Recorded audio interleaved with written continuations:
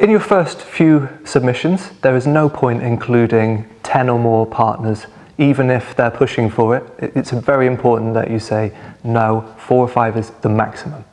By including 4 or 5 in your first few years, you're giving each of them enough exposure on the submission document, you're giving them enough referees, and hopefully by doing that,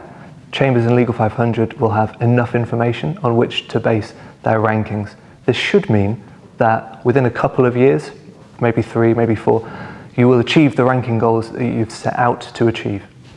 Once you've begun to make the gains that you want in the rankings, that might be your first couple of individual rankings, it might be the group ranking, it's at that stage that you can take another look at how you allocate the work highlights and the referees. It's much easier to attain a ranking than it is to gain a new one. So once a partner has been ranked, at that stage you could look again at the number of work highlights that they were allocated, and again at the number of referees that they were allocated, and perhaps reduce that in order to give those to your next ranking priority. So if you had 4 or 5 partners in your first submissions and now 2 of them are ranked, you could allocate some of their work highlights and some of their referees to your next 2 partners that you wish to add to the submission in order to build out your pitch from there.